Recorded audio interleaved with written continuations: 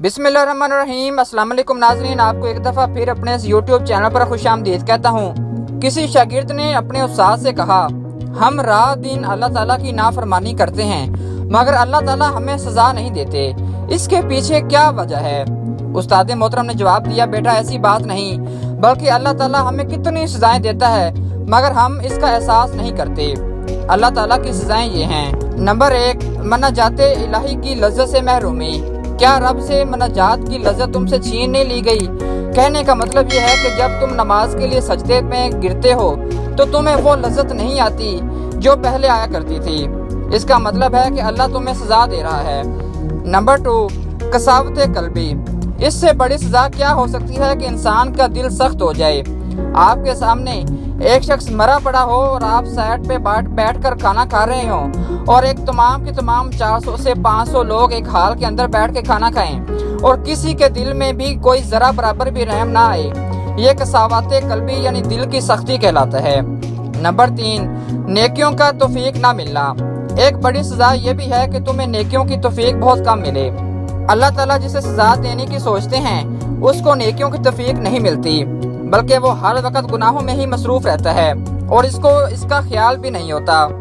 Number 4, तिलावत कुरान पाक से गफलत। क्या ऐसा नहीं होता कि दिन के दिन गुजर जाते हैं मगर तिलावत कुरान पाक की तौफीक नहीं मिलती, बल्कि बसा औकात कुरान की ये आयत सुनते हैं जिसमें अल्लाह ताला ने फरमाया कि अगर ये कुरान पहाड़ पर नाजिल हो तो अल्लाह के खौफ से रेजा रेजा हो जाए। हम ये आयत सुनते हैं मगर हमारे दिलों पर कोई असर नहीं होता। नंबर 5, तहज्जुद से महरूमी। लंबी लंबी रातें गुजर जाती हैं मगर कभी तहज्जुद की तौफीक नहीं मिलती। नंबर 6, नेकियों के मौसम बहार की नाकदरी। नेकियों के मौसम बहार आती और गुजर जाते हैं, जैसा कि रमज़ान के रोज़े, शवाल के रोज़े, हिज्जा के मुबारक अयाम वगैरह, मगर इन मौसम में कमा हक़ इबादत करने की तौफीक नहीं मिलती। इससे बड़ी सज़ा और क्या हो सकती है?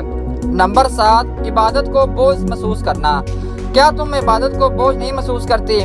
हम लोग 5 वक्त की नमाज तो अदा करते हैं मगर रिज़ाए रसूल और रिज़ाए इलाही के लिए नहीं, बल्कि इसको फ़र्ज और बोझ समझते हैं। नंबर 8, ज़िक्र इलाही से लापरवाही। क्या अल्लाह के जिक्र से तुम्हारी ज़बान खामोश नहीं रहती? हम में से कितने हैं जो रोज़ाना की बुनियाद पर अल्लाह का जिक्र करते हैं? नंबर 9, नफसानी ख्वाहिशात के सामने शिकस्त। क्या नफसानी ख्वाहिशात के सामने खुद को कमज़ोर नहीं महसूस करते?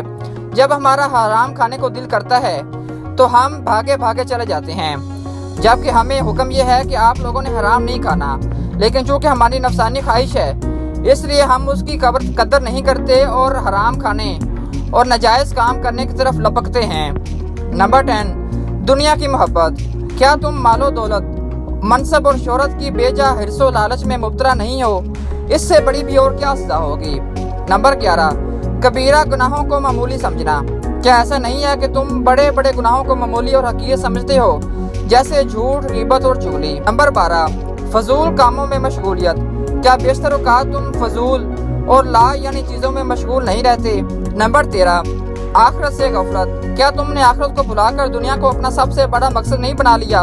ये सारी महरूमियाँ और बेतौफीकी भी अल्लाह ताला की तरफ से अजाब और सजाएं हैं, मगर तुम्हें इसका एहसास तक नहीं है। याद रखो, अल्लाह ताला का ये बहुत मामूली अजाब है जिसे हम अपने मालो दौलत और सेहत में महसूस करते हैं, और हकीकी अजाब और सबसे खतरनाक सजा वो है जो दिल को मिलती है।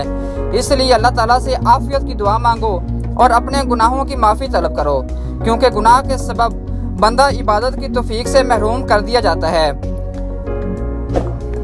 नाज़रीन, अगर इस तरह की मज़ीद इन्फॉर्मेटिव और इंटरेस्टिंग वीडियोस आपको चाहिए तो हमारे चैनल को सब्सक्राइब करें और बेल आइकन को लाजमी क्लिक करें ताकि इन्फॉर्मेटिव वीडियोस आपको बर वक्त मिल सकें। शुक्रिया।